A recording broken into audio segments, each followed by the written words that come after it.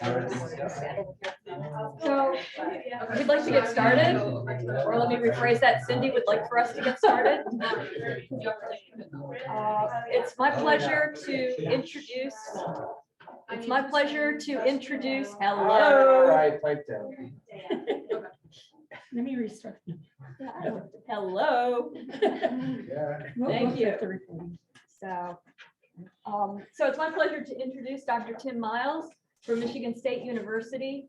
For those of you who don't know, Tim is actually was born in Indiana. So he is a Saving grace by birth. His passion for plant pathology began as an undergraduate while he was pursuing his bachelor's degree in biology and chemistry at Western Michigan University. He then went on and did doctoral studies at Michigan State under Andy Schilder, studying blueberries, post-harvest diseases of blueberries. When he was attending MSU, his career in extension started off very early in that he worked on the Michigan Blueberry Integrated Pest Management newsletter. And following his graduation from MSU, he ended up actually jumping the shark and working on potatoes. So really from the sublime to the ridiculous. There he studied fungicide resistance and molecular diagnostics of soil-borne pathogens of potatoes. He then completed some postdoctoral work with Frank Martin, kind of going back to the light and the strawberries, and where he studied rapid molecular diagnostics of Phytophthora species. As you can see, his research and education has prepared him for continuing this type of research and teaching. He also ended up working for a short stint at California State University at Monterey Bay as a plant pathologist at the School of Natural Sciences. For those of you who are thinking that, he kind of looks familiar, Tim actually interviewed here once before, but did end up landing at Michigan State regardless of that. So today he's going to be covering a broad swath of research with a great title regarding small fruit and hops. So with that, I'll turn it over to Tim. And thank you. Thanks, Gianna. Time myself. Hi, everybody. Thanks. I really appreciated getting invited, meeting everyone today. I think I met probably a third or a quarter of you just in-person meetings. So I really enjoyed that. So here, I'll just go right ahead. So I picked this talk because I have a friend who likes Harry Potter and I thought it sounded good. If you haven't seen a juice grape vineyard before, this is what juice grapes look like. This is a high wire trellis system of Concord grapes. We grow quite a bit in southern Michigan and a little bit in that northern Indiana that kind of spills into. It's because Welch's is located in southern Michigan. So if you haven't seen it before. So this is my lab and research program. My appointment is 45% research, 45% extension, 10% teaching. Some would call it the trifecta, but that's the group in 2018, kind of before COVID. That's during COVID. I got to put another photo up there, but it's been really great to have this program starting off. And I've had actually a few people leave the program and move on to great positions. So that's wonderful. So couldn't do anything. And I really just am presenting their work. It's not mine anymore. But really, the diseases I'm talking about today are Midwest diseases. These are small fruits. So I know we actually have a tree fruit pathologist at Michigan State University that would work on cherries and apples and those sorts of things. So when I say small fruit and hop pathology, I mostly mean strawberry, blueberry, grape, and then hops. And hops is a new ad. That's why I had to change the name. Hops aren't fruit, they're flowers. So the reason I care is we always tell grad students when they join Michigan State University that we're the second most diverse agricultural state in the country. And I haven't checked that fact, but we're probably in the top two or three, but it's a good tagline to get grad students interested in our programs. But we have a lot of diversity. So because of the lake effect that we have on the west side of the state, we have row crops kind of in the middle of the state in a lot of ways, also on the coastal areas too, but it allows us to grow fruits, vegetables, you name it. And then we've got a lot of niche specialty crops, things like asparagus, blueberries, chestnuts, those sorts of things have kind of taken root in Michigan. We're the #3 blueberry producing state, and that's a long history within the state. Relatively important crop. At one point, we were the #1 state. It's in the southwest part. We're the largest hop producer outside of the Pacific Northwest. Most hops are grown in Washington, Oregon, and Idaho, but we're the largest one that's grown in a completely different environment. New York would be the next one beyond us. And we're a large producer of both juice and wine grapes. So the difference, though, is a lot of the places where these are the center of production are in western areas of the country, and they're typically in quite dry climates in a lot of ways. And Michigan is not dry and quite humid and warm in summer. So fungi and oomycetes like those conditions. So that's essentially why my appointment, I think, exists. So these are just some examples of some fungal oomycete diseases that you'd see in these crops. These are the primary ones. I told myself I was going to try to avoid soil-borne diseases. No offense to anyone working on soil-borne diseases, but there's enough disease to work on above ground that I haven't really had the need to in a lot of ways.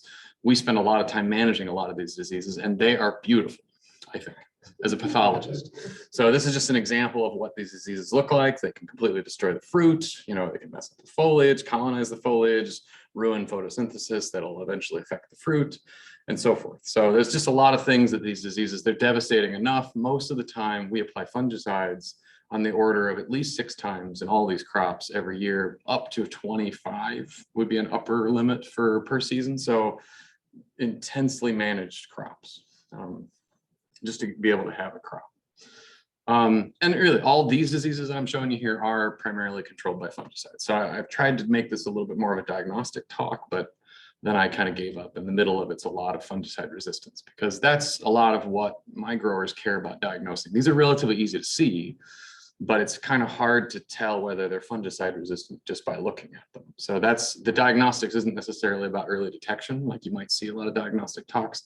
It's about telling whether that blueberry that's orange, if that orange goop on it is resistant to a fungicide or not. So anyway, and I throw this in there because I like science fiction, and there's new episodes of Star Trek Picard out. But it seems like even in the future, we might need fungicides to manage things like vineyards. So this is something I stole from that. But anyway, just to give you a sense. So I started when I took this position, I was like trying to get my head around how many fungicides we really had. And this is just an example within grapes. I tried to put all the frac codes together and get real excited about understanding all the different, and I gave up, because this is just my exhaustive list of fungicides that are labeled in grapes. They're site-specific products. They work on different modes of action. Typically, if they're numbered, they work on a specific gene, and we really understand how that works. If they're not numbered and they got a U next to them, we really don't know how they work, but they're considered safe. They pass safety testing and so forth. But there are numerous amounts of products that are labeled for controlling these diseases. We started doing a survey when we first started, tried to get a sense of what growers were doing, what were some of the primary things they were having issues with. This is for blueberries and for grapes. These are my larger 2 industries of those. And you typically see in blueberries, growers admitted to about 6.5, 7 fungicide applications per season. Grapes said about 7 or so.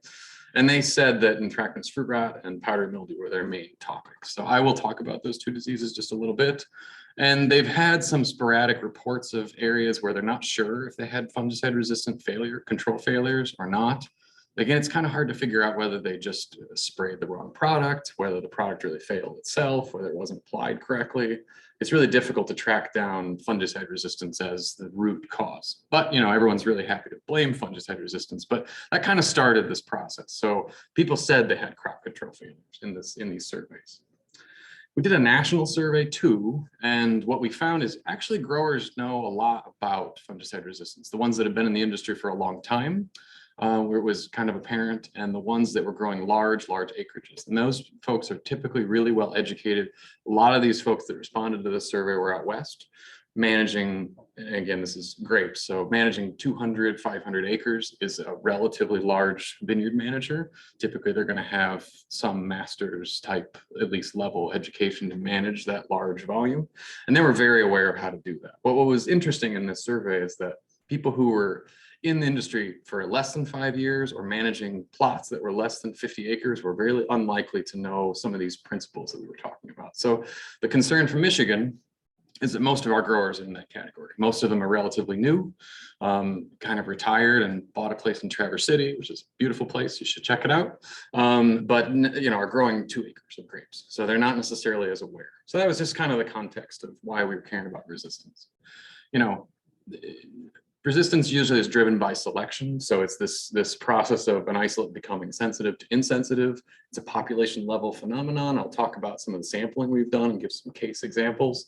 If you really like fungicides and want to know more about them, I would really recommend you look at the FRAC list. It's updated every year. You should learn that. It's really interesting. I think it's kind of a boring read though. It's about 80 pages now, but it's interesting to figure out how we get these FRAC codes. But anyway, let's talk about diagnostics. That's the point of this. So really, some of the questions that you might ask when you have diagnostics is, where's the pathogen? Why is it in one place or the other? Are there certain types of the pathogen, which is kind of the crux of why I'm interested in it, because I'm interested in fungicide resistance, and growers don't care about that. They just want to kill it. But these are some questions that I think diagnostics could fit in and help and kind of see if we're doing a good job with our management. So I kind of broke this down into 3 things. I think I'll just talk about some detection tools that we're doing, some monitoring with spore traps. Then I wanted to give some examples of how bad fungicide resistance is in about 3 case studies that I have. And then I have a fun disease. It's a new disease of hops that's quite devastating, and sounds like we've found it in Indiana before. And I think my graduate student was here and talked about this disease. So I'll try to be fun. So anyway, detection methods. So I'm going to give 2 examples. It's downy mildew and kind of specifically within grapes. So, there's a lot of ways to categorize diagnostics. Most of the time, most of us, if you've done some traditional classes and things, think of isolation, trying to get the pathogen out and working with it. It's kind of slow. It's sort of expensive to do that. Not all the organisms you're going to get everything out. The benefit is you do get a living sample that you can work with and you do isolation. So it's something to be said for isolating. We have for certain things, especially like viruses and stuff, we've got our immunological approaches, our ELISAs and things like that. But really my talk's about molecular diagnostics, and primarily it fits into conventional PCR, real-time, and isothermal. I recognize there are a lot of other ways to do diagnosis with high throughput sequencing and things, but I don't think they've quite risen to the point of being able to be used in a diagnostic lab. Not that they aren't on the frontier of that, but those are relatively expensive tools, require some bioinformatics to pull away, but they're interesting. But my talk's going to talk about those. So I guess what happened was, when I was a grad student, I got decent at PCR. I'm not saying I'm like some savant at PCR, but I got okay at it. And what I did is I made these TACMan assays, and I found that they've been very useful really in my career being an assistant professor. And essentially all they are is it's pretty straightforward. It's a PCR approach that allows you to detect certain SNPs. And for a primer, you got a reverse primer and there's a probe. So a lot of the techniques that I'm going to talk about really rely on this very simple idea of detecting a SNP. But there are a lot of examples of where detecting a SNP can be really helpful, especially for fungicide resistance. And the benefit of using TACMan assays is that they can work on somewhat crude DNA, not perfect, but a little bit of crude DNA. There's no gel running, no sequencing. It's a quick turnaround. So that's kind of nice. The cost is relatively cheap, but when you start talking isothermal methods, the startup cost for some of those can be kind of pricey to get going. The problem is they do require specialized skills. The idea that you might go out into the field and do a TACMan assay is probably not there yet. But anyway, it's got a lot of utility, I think. So anyway, I'm going to start with one example. So I worked on downy mildews. I really like my oomycetes, and I only have one that I can really work, 1 or 2 that I can really work on in my crops. So I'm going to try to work on it. It's an important downy mildew of grape, downy mildew of hop are probably our more important oomycetes that I have issues with. And if you look at it, these are some of the tools that you might use. So mostly people have worked on the ITS region as the primary reason to develop detection tools. There's a problem though with some of them, is that it doesn't really allow you to discriminate some of the subspecies of downy mildew of grape. So downy mildew of grape is Plasmopara reticola. You can find it in textbooks. It's a pretty well-studied pathogen, but it turns out it's actually a species complex. It's actually a couple different species that are in that group. And the real problem is you can't really detect those specific subspecies. And yeah, it might not matter from a management perspective, like far away and looking at it, because basically all the fungicides are about equally effective on a lot of those subspecies. However, they might not be if resistance is present. So that's sort of why we wanted to develop some better tools. But anyway, they seem to be segregated a little bit by the grape type, what cultivated grape it is, if it's a hybrid, if it's a juice grape, if it's a wine grape. We've also found some evidence that it might be certain regions that are more favorable to one type of Plasmopara viticola versus another. And these are kind of subspecies or clades of different Plasmopara. So kind of straightforward, we made a kind of a simple like PCR, kind of a little private ITS region for Plasmopara viticola. And these are these specific probes that you can design. So it's one PCR, 3 different colors, and you can kind of figure out what species you're working with. It's relatively sensitive and specific. And we've been wanting to use that because it might allow us to look at some of these different populations. And I'll get to why we might care about these specific populations a bit later. But it really comes back to fungicide resistance. So my other example of detection is kind of grapes. So a lot of work has been done out west looking at powdery mildew of grape. Powdery mildew of grape really, I mean, it's so important out west that it actually makes new fungicides. So it's a big moneymaker for chemical companies. But I mean, whole frac groups only exist to control really grape powdery mildew, maybe wheat powdery mildew too. But they'll make whole frac codes just for powdery mildew out there. But the problem is in Michigan, powdery mildew of grape is an important disease, but there are about 5 or 6 different pathogens that are, I would say, almost equally important. So management really, if you're going to spend the time and actually detect pathogens, you really need to detect more than just one pathogen. Because out west, they've built these whole big spore trapping networks where they will detect powdery mildew and they'll use that to guide management. But it's not really useful here because essentially we care about downy mildew. There's ones I don't have here. We care about black rot, we care about phomopsis, care about downy mildew, care about botrytis. So what I wanted to do, these are the 3 most probably important grape pathogens, is try to integrate these and make it into a one tool, one size fits all system. There's a lot of ways spore traps work. These are just some ones that we've been working on. There's a rotating arm trap, impaction trap, rotor rod, whatever you want to call it. Burkhart's, most people are pretty familiar with. There's an input cost here. And we were playing with this company that's called Scanit that has an optical detection tool, which I found interesting. And I wanted to see if we could work. You basically trained it to look at different spores optically. So there wasn't any molecular technique.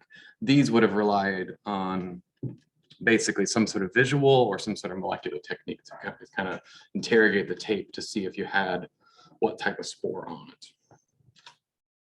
Okay, so our question was, where do you put the trap? Like it's a pretty basic question, but if you're going to trap multiple pathogens, it's kind of a whole new game from a diagnostic perspective. So we laid these traps out in a vineyard, put them at different heights. It's kind of a randomized complete block design. We also had some at the end here because a grower is more likely to have a trap at the end of the row so it doesn't get hit by a tractor. And also there's a trellis system, like an anchor for the trellis wire there. So it's a kind of a protected zone. So we were trying to see if we'd get any differences if we trapped at different heights. It's a pretty simple experiment, but we kind of needed to do that. And we didn't have multiples of the Burkharts and we didn't have multiples of the Scanits. So we just put those in the middle of this vineyard because we didn't have that kind of replication. So all this replication was based on the rotor rods. And to do this, we wanted to detect 3 pathogens. So we made a tool. These were already published assays. We combined all 3 together. They're all ITS or IGS assays for downy mildew, powdery mildew, or botrytis. And we, tested sensitivity, made sure it worked in a TACMAN system, and it did. So now, and I'm not quite done with this project, but basically we've been trying to see if that correlated at all with what we were finding throughout the season. So this is some of the data, the optical detection from the Scanit unit. And this data doesn't look great. Basically, this is one of those things when you work with a startup company, you never know if you're going to get great data or not.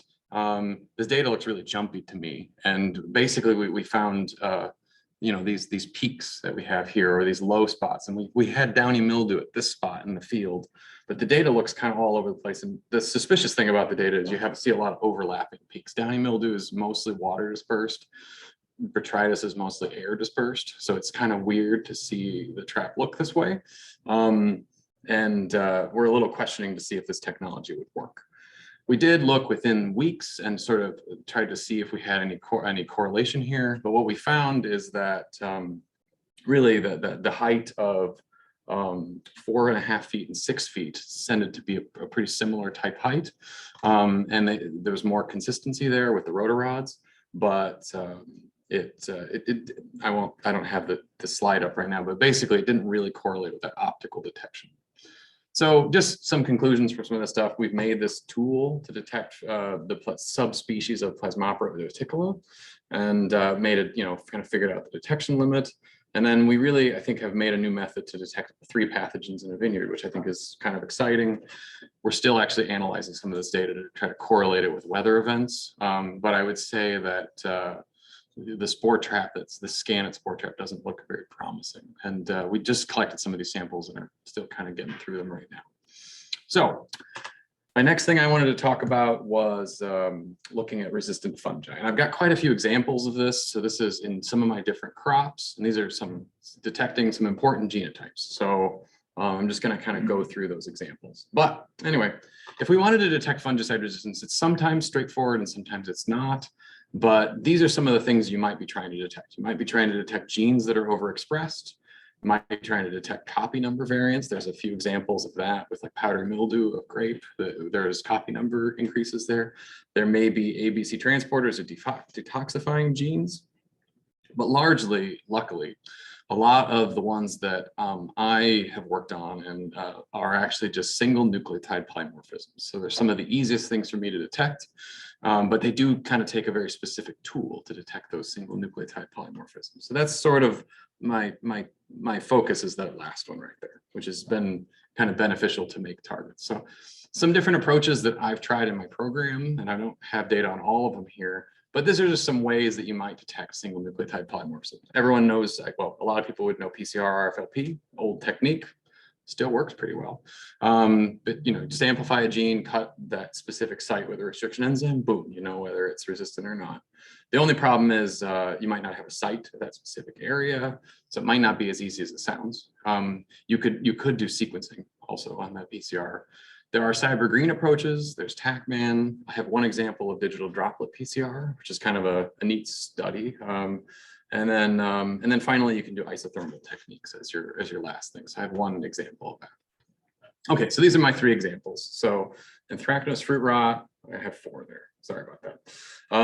4 examples, apologize. Anthracnose fruit rot, powdery mildew of grape, downy mildew of grape, and botrytis of grape. So these are just some examples. This is where I have most of the fungicide resistance that I've found in my state so far. And I think these are problems on a national level in all of these crops. So here's anthracnose fruit rot. So anthracnose fruit, that's what I worked on for my PhD. This is probably it's about 50% of the fungicide usage in blueberry is really devoted to anthracnose fruit rot. So it pretty much bloom all the way until post-harvest. This is the disease we're trying to manage.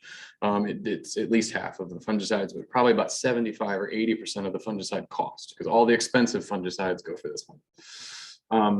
We had some isolates. So there's an isolate collection that has been in the program for a while. It was collected by the lab manager that when I joined the program.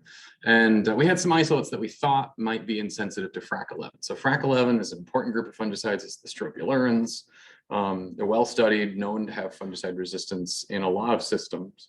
And FRAC 11 products are linked to cellular respiration inhibitors. So it's kind of linked to the cytochrome B mutation in the mitochondria, and it's a single amino acid change from a glycine to an alanine.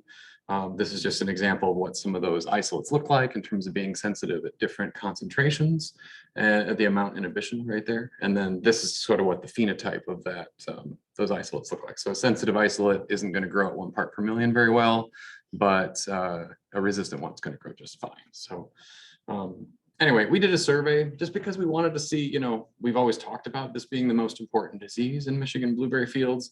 We kind of wanted to see if that was true. Blueberries do get other post-harvest diseases. So they get calototricum, they'll get alternaria, that's the middle one, and they'll also get botrytis.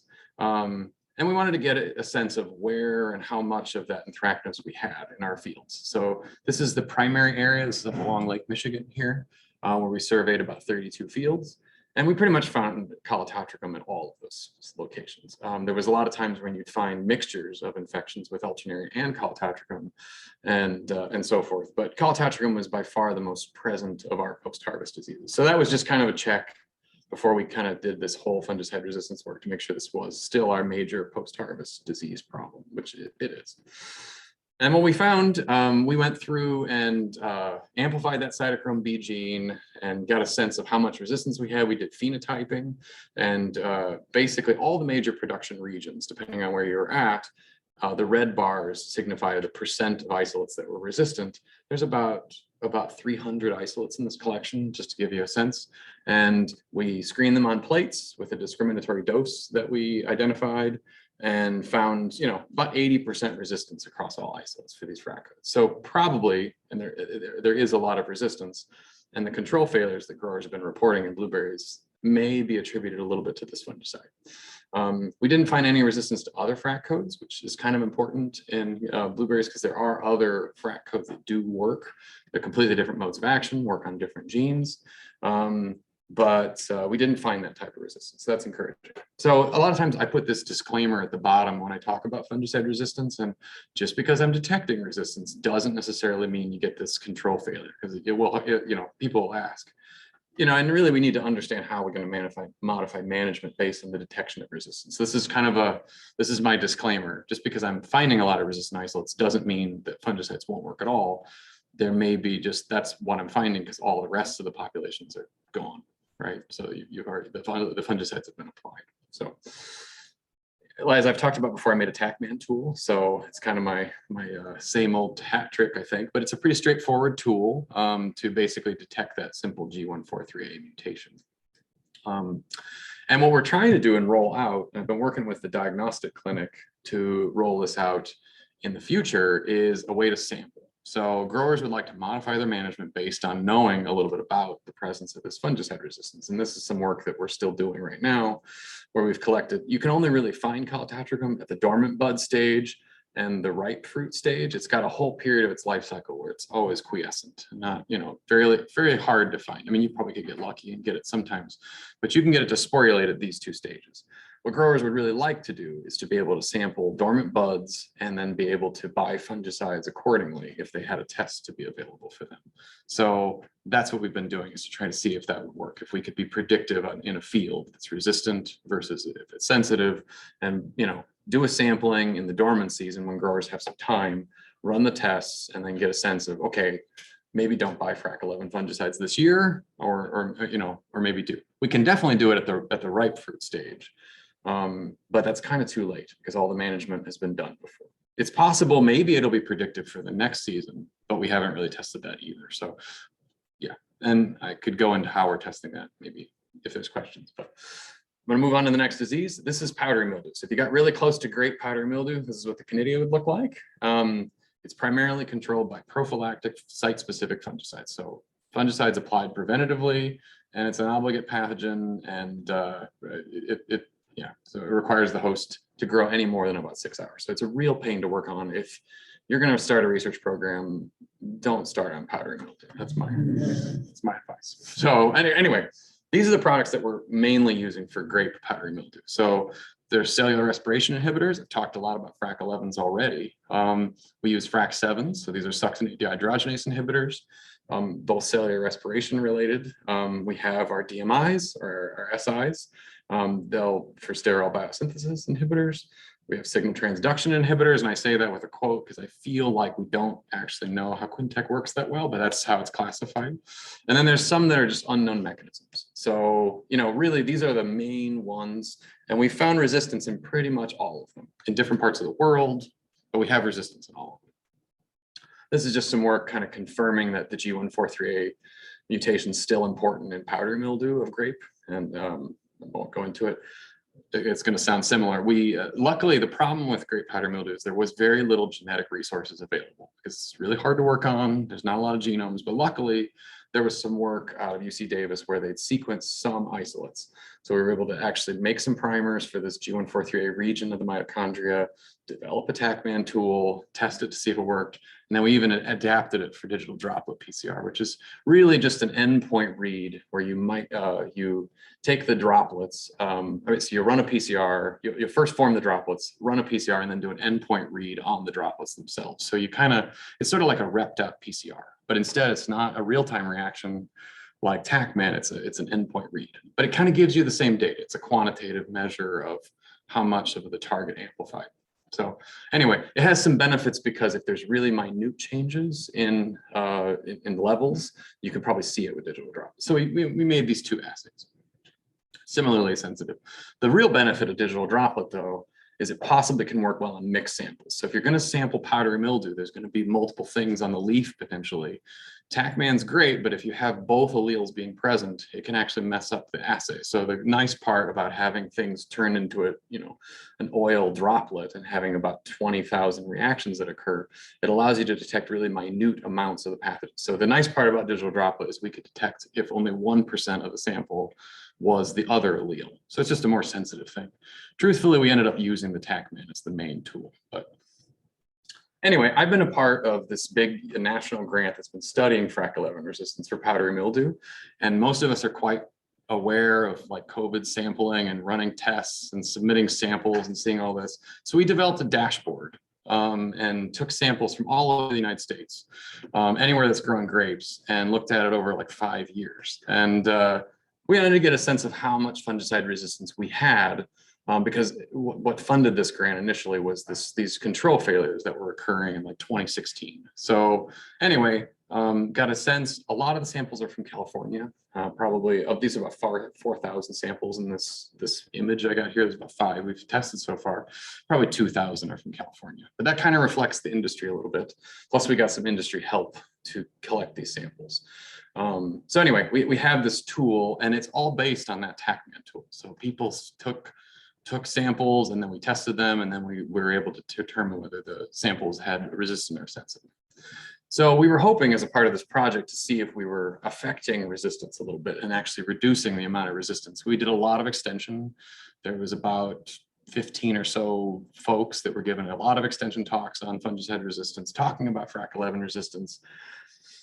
I'm still not sure if we've modified the percentage of the isolates. It's hard to say that. We wanted to get a sense, though, if we took enough data points and enough sampling that maybe we'd actually have affected the amount of resistance in the field. And it's possible. In 2020, we had a lot less than we had in the previous years, but we're still not quite sure if we're affecting fungicide resistance, because mostly we told folks to use them less and use them more targeted and so forth. This TACMAN tool got a lot of traction in other ways. We used it on spore traps. And this is just an example of looking at several vineyards, whether we had mildew or not. You can get different things. So on a spore trap, you're going to get sensitive samples, you're going to get mixed samples, and you're going to get resistant samples. So this is sampling across years. So one thing we did do also, again, I like diagnostic tools, so it's probably just my own curiosity, but I wanted to see if we could make an isothermal technique. So the isothermal techniques have the advantage that they are rapid, so they occur within less than 30 minutes.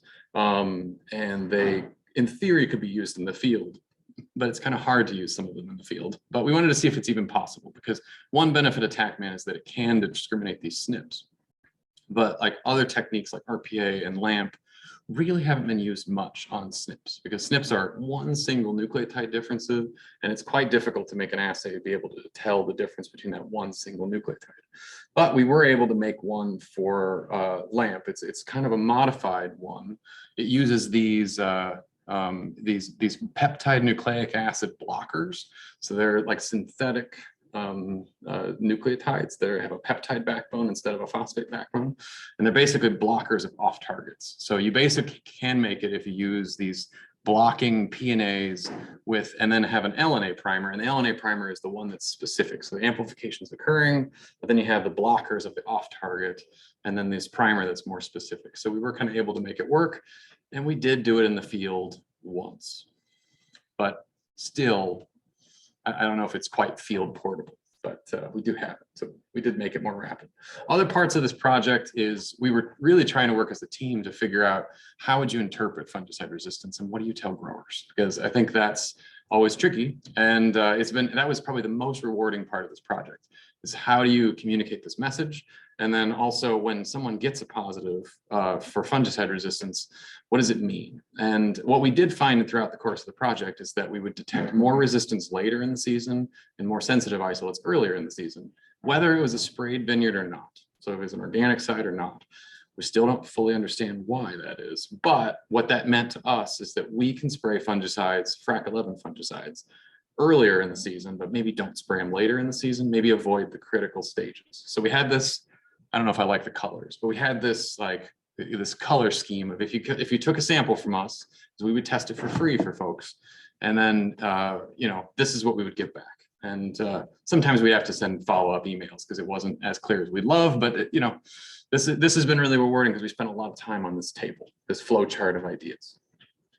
Anyway, we also looked at other FRAC codes. So we looked at FRAC 3, we looked at FRAC 7, we looked at FRAC 13. Those are those other important modes of action. We made a tool to detect FRAC 3 resistance. It's extremely complicated to use because what causes resistance to FRAC 3s are copy number differences and a SNP. So it makes it really hard to take stickers out in the field and then test that and then get a sense of how many copies there are, because you might have multiple genotypes present. It makes the whole thing kind of a mess because it's mildew. You can't grow individual single spores. Also part of the project, we did identify SDHI resistance. So that's been pretty exciting. And then we worked a little bit on FRAC 13. So these are just some of the main FRAC codes. Oops. So we were interested in this FRAC 13 resistance. There's a postdoc in my program that really wanted to understand Quintec as a mode of action.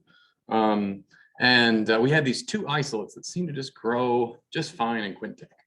And we couldn't quite figure out why. So we wanted to develop an expression study. Again, there might be better ways to understand the basis of this resistance if you could cross isolates, produce progeny, do some type of GWAS analysis or some sort of map a QTL, something like that. But you can't do that with powdery mildew because you can't get the isolates out.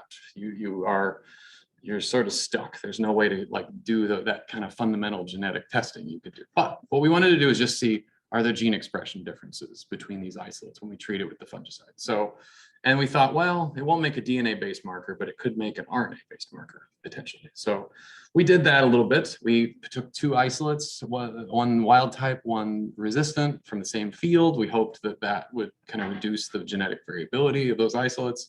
We looked at differentially expressed genes doing a time course, treated, untreated. We found some differentially expressed genes. Luckily, at the same time, we were sequencing the genome of powdery mildew of grape, mapped those genes to the powdery mildew genome, which has been helpful. We found upregulated genes, we found downregulated genes. So now we have these markers that we're kind of wanting to follow up, and we are just trying to get more isolates to validate this RNA-based marker for. So we have candidates, basically. Also, as a part of this project, we sequenced the genome of your Ursife indicator. So I think it's probably one of the better genomes. It's got 11 chromosomes. This is an example of where SDHI resistance is located at. So SDHIs are the FRAC 7, just where it's at physically. And that's been really helpful for some of this work where we looked for SDHI resistance as well. So anyway, so there's been a lot of resources, and it's been a nice collaborative team for this project with powdery mildew. So anyway, what we found, of course, working with powdery mildew, it's not easy to work on, but we found a lot of FRAC 11 resistance. We made this tool that's like a LAMP-based PNA tool that's more rapid than the TACMan tool that I talked about. And I think we're getting close to figuring out maybe how Quintec works a little bit, or at least a little bit more close. So that's, and we'd like to expand some of this work to work on downy mildew. So I'll talk a little bit about downy mildew. Sorry, I'm hopping pathosystems a bit. That was a longer one, but there's been some downy mildew. It's caused by an oomycete, so not powdery mildew. And there's been some resistance reported for this one too. Sorry, it's going to sound a little similar. These are the main FRAC codes that are used on downy mildew. It's an oomycete. It's very different from powdery, very different from botrytis. But the one FRAC code that is the same is FRAC 11. So it's the top one, and it's still G143A. So it's kind of the same old trick. But there's a lot of other FRAC codes that are used on oomycetes as well. And resistance, unfortunately, has been found in all of them. And most of the work on downy mildew is actually coming more out of Europe because downy mildew is a major pathogen in Europe. So we made a similar thing. We kind of lined it up, identified this, but specifically for this one mode of action, which is FRAC 40, similar, we did the same thing actually for FRAC 11, but the more important fungicide here is FRAC 40. This is a carboxylic acid amide inhibitor, and it's the cellulose synthase gene that it targets. And there's been some work that's been done to find this SNP in other systems before. It's pretty well known within oomycetes. And the issue with FRAC 40 is it affects about 4 fungicides that have FRAC 40 in them. So it's a relatively important fungicide for downy mildew of grape. We went through and kind of surveyed to see if we had resistance. This is resistance to FRAC 11, same thing, again, but there's a lot of resistance that we found in different venues. We looked, there's only a couple samples from Indiana there. There's like 3, but most of the samples from Michigan and New York that people sent in and we looked at. But we had about 50% of our isolates were resistant in Michigan and about 80% were resistant in New York. And for that, and then when we looked at FRAC 40, New York's a little more intense and a little bit more mature of an industry than we have.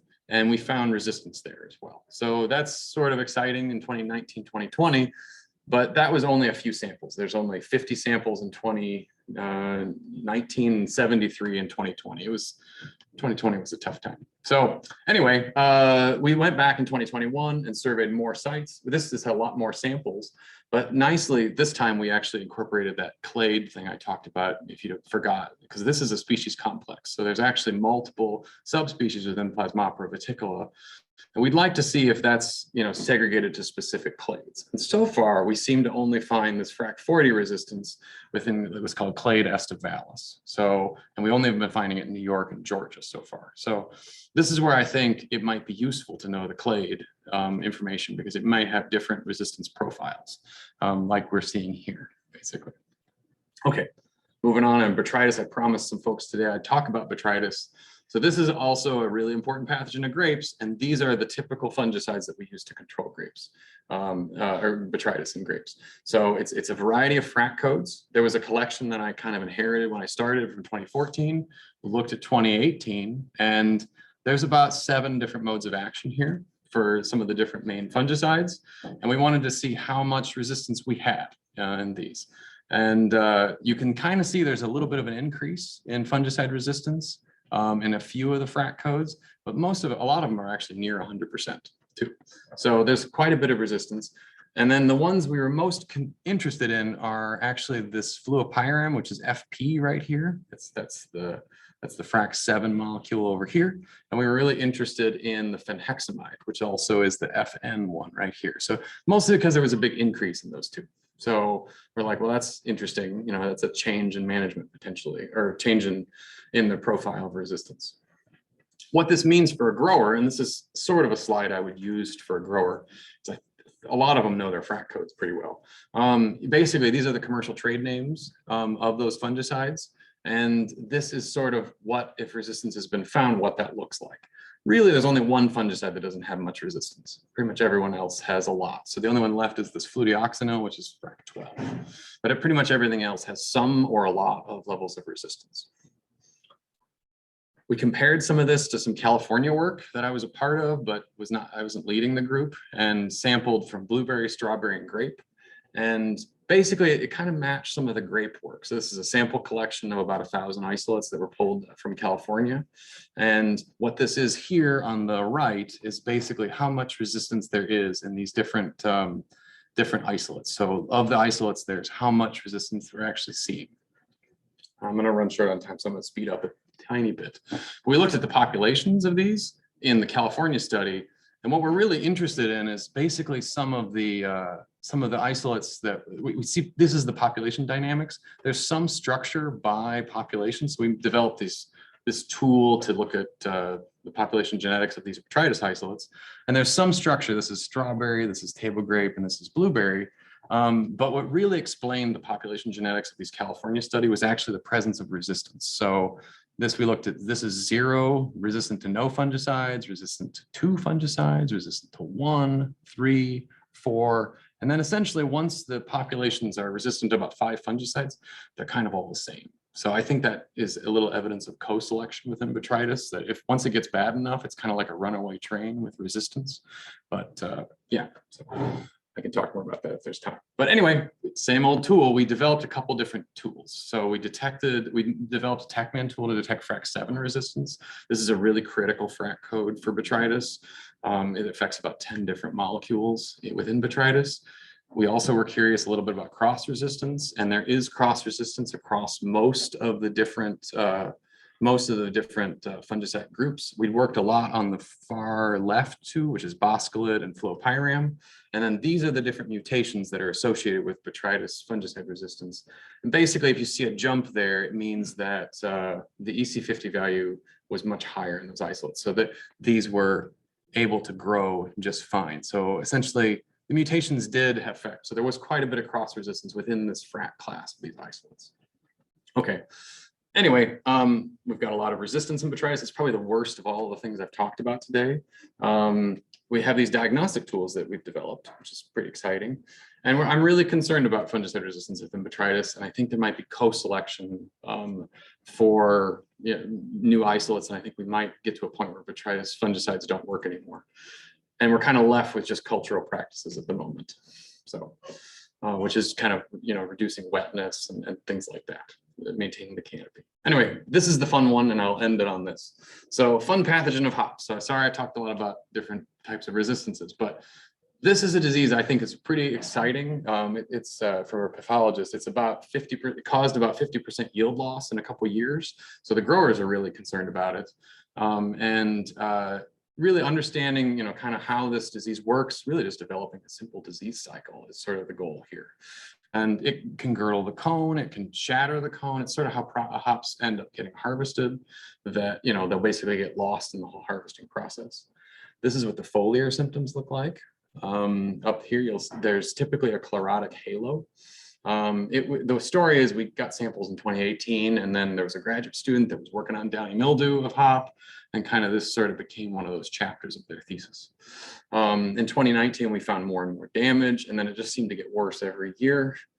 Give you a sense of how cones are harvested down here. They basically take the whole vine and then they put it into this baler, and it gets shredded up with knives. Cones roll, and essentially they'll get cooked and dried.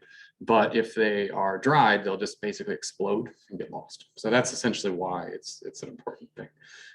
Dried cones really easily shatter. So you can see if you went out to the field and touched a dried cone, they basically just turn into dust. So that's sort of why they get lost.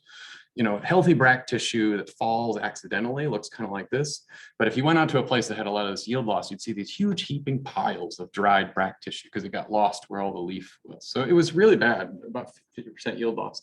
And if it got really close, you'd see ooze. So this is basically Phomopsis. It's a diaporthy fungus, and these are pycnidia. And then this is the pycnidial ooze coming out of the that's the leaves on the left and the cones on the right. So we were like, well, that looks the same. And we looked at the spores, of course, and it looks similar. If you got really close or had a scanning electron microscope cut through the pycnidia, this was hand sectioning through it, and you could kind of see those pycnidia, some of the ooze as well, got fixed. We went through and surveyed Michigan and wanted to see if this was a problem in all of our state. We looked at 4 regions, and we found that diaporthy was present in all of our regions, but we got a lot of alternaria. However, whenever we did the alternaria path tests, never caused disease. So I don't really know what to make of that, but we found diaporthy everywhere. Whenever we did the diaporthy path test, always caused disease. So even though it was detected at about 10 or 20%, we definitely found it quite a bit.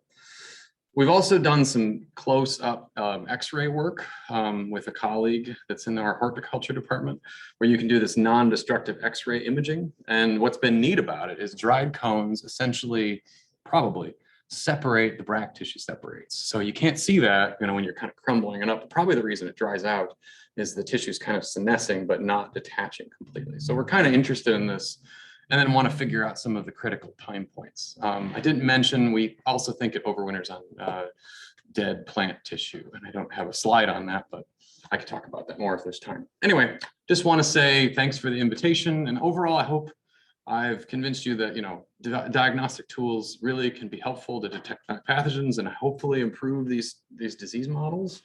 Hope hope I've convinced you that fungicide resistance is a real problem in a lot of crops, especially some intensely managed ones. And I think we need better tools without the tools, we really can't be great stewards of these pesticides that we have. I was going to mention it probably costs, I heard someone tell me about like $50 million to $100 million to develop a pesticide.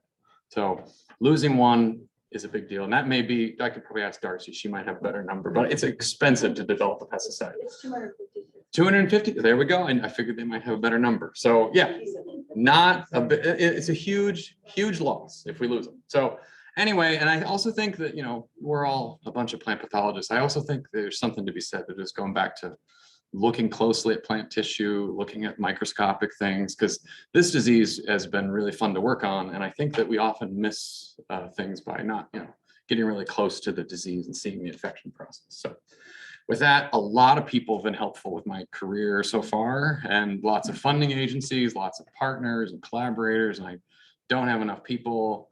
I bolded the undergraduates here because they also help a ton with a lot of our lab work. So just thanks for the invite, and I can take it maybe a couple of questions if there's time. So yeah, go right ahead, Darcy. Thanks.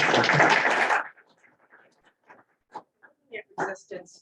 Have you looked at the fitness of the resistant populations versus the susceptible? Because I'm going to say, so with even in field crops, we don't apply fungicides as much, but there's some new work that I just saw last week where we're actually seeing the resistant populations being more fit. Yeah. And they're surviving more, and they're just pushing it out once they've switched, they're pushing out the other. I don't know. So yes, so her question, for if folks online hadn't heard, was what's going on with fitness costs with these fungicide resistant isolates? Close. Okay. So we tried, sometimes we don't see any fitness costs. That's common. I think that's like tops and M, thiabendazole. The only reason that's still around, like that hasn't been labeled in blueberry about 12 years, but we still detect resistant isolates from it. So that's kind of, in my opinion, evidence of not a lot of fitness cost. Otherwise it should go away as a problem. With fenhexamide, which is elevator frac 17, which is a very specific botrytis product, we tried to look if there was like temperature differences and some of these things. We saw a little bit of a fitness cost in the rare allele that one of them had. So like there's about 5 mutations that can occur, and we mostly detect the wild type, or we mostly detect the one form of most common, but we had like, I don't know, 5 isolates of this rare one that we wouldn't get very much of. And that one wasn't very fit. But again, it was only 5% or so of the isolates we had. So I don't think there's a lot of fitness costs there, because the major one that was the resistant one we were finding seemed to grow just fine. We tried temperature studies where we did like, you know, cold, medium, and hot, and saw if it would grow differently on a radial thing. Pretty simple. With grape, with powder, we've done 2 things. So it's weird that the population goes up throughout the season, even in unsprayed blocks. Like we'll have isolate blocks that are completely like far away, and the population still goes up. And that does, because you think, oh, selection, that might be driving it, but no, because the vineyard's like 100 miles from another vineyard and it's organic. So that doesn't make a lot of sense. But maybe if those isolates during the summer were more fit with this FRAC 11 mutation, that might be causing that. But the only reason it's not always resistant is maybe there's something different going on in the winter where a lot of them die. So I think it's going to be fungicide and pathogen specific. It's probably, but I don't know. I mean, it would probably depend on every system, I think. That's a good question. I just don't. I just saw some. Yeah, no. Information that realized that. Yeah, they're more fit and they're faster and they're pathogenic. That's what we're kind of seeing. Yeah. So with cross resistance, in your experience, can we just throw a blanket on all of the chemical classes and just say that cross resistance is going to happen? So if I am exposed to propiconazole, I'm going to have resistance to tebuconazole. If I'm exposed to penthiopyran and develop resistance, I'm going to have resistance to fluopyran. So I mean, is that Wait, I missed those last 2 chemicals. Well, What'd you say? Like, penthiopiran. okay. Oh, penthiopyran. Like Okay, got it. Yeah. So what are you telling and relating to growers? Like, Yeah. Once you lose, So I mode of think action, that have you lost I it? try to tell them in a general way that previous exposure to the same frac class will predispose them to being resistant, you know, and I think that's true for the frac 3s for sure. it's kind of hard to explain it for the frac 7s. Because I mean, you know, it's going to probably, I bet with the frac 3s, it might move the EC50 value somewhat.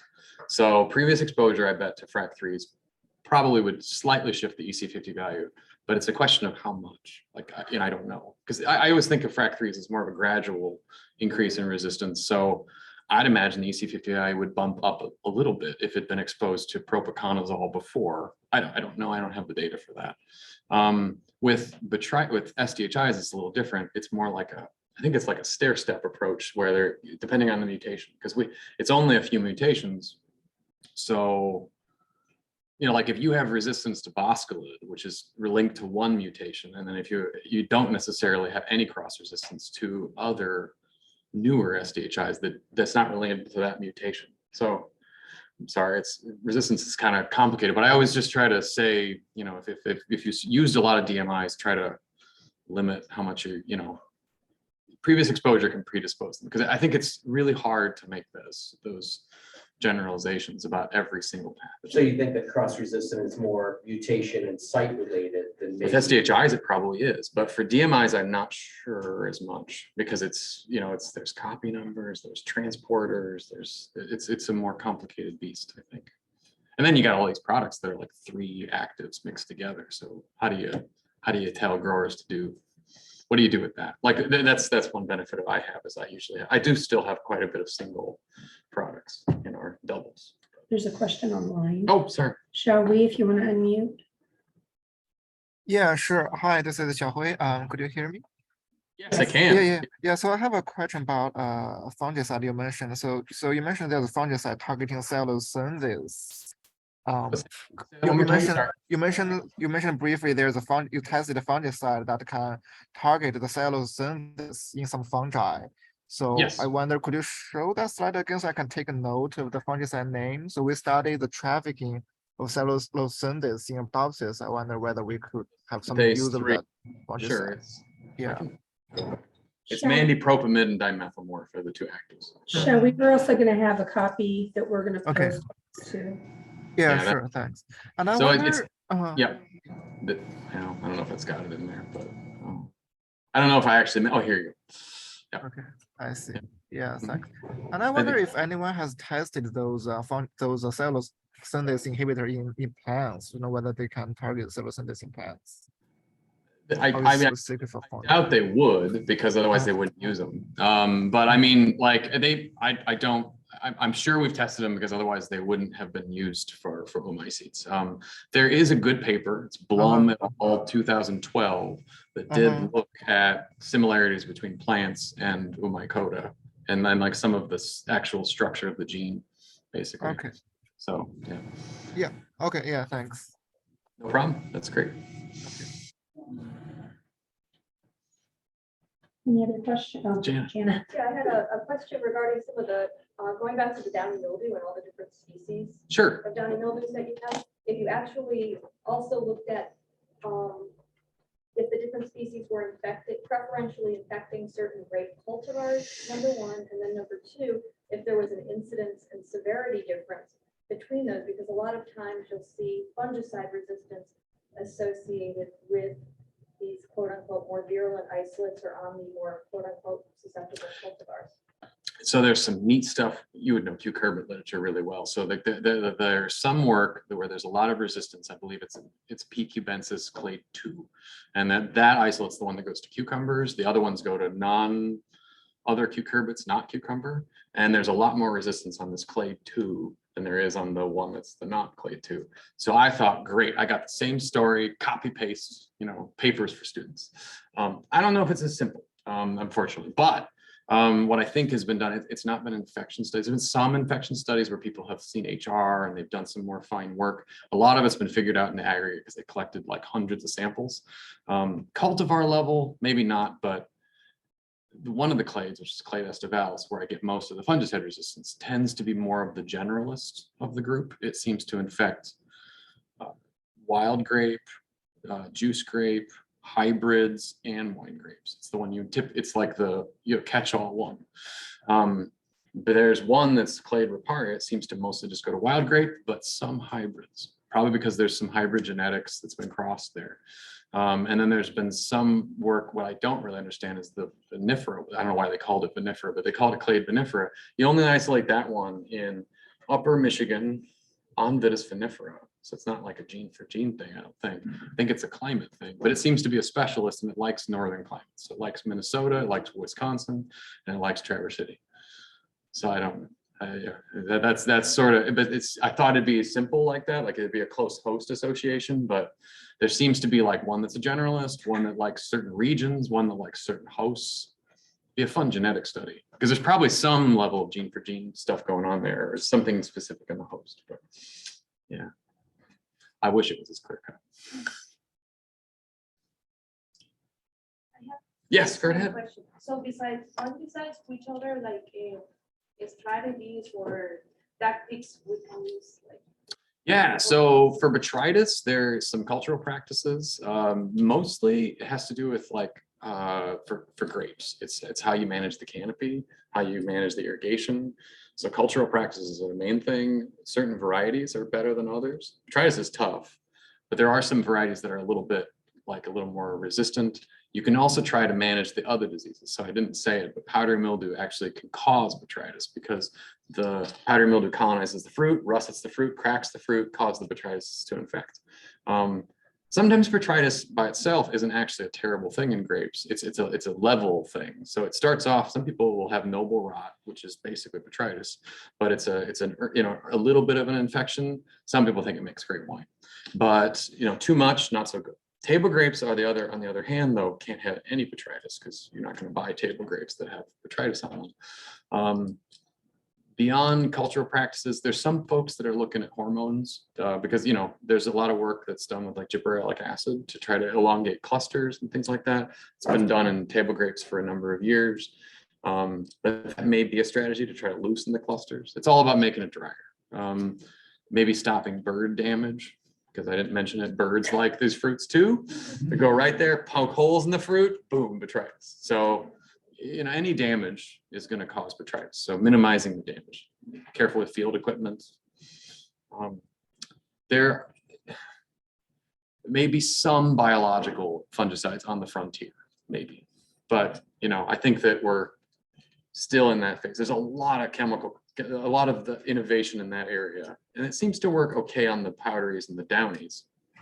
Sometimes, not all of them, but some of them. So maybe that's a future thing too. There might be softer products that might come in and save the day. But at the moment, I'm not quite seeing the botrytis product because the botrytis is probably, of the diseases I talked about, it's probably the hardest to manage. Okay. Everybody give Tim a hand. Thank you. Oh, sorry, I went over. So thanks, everybody.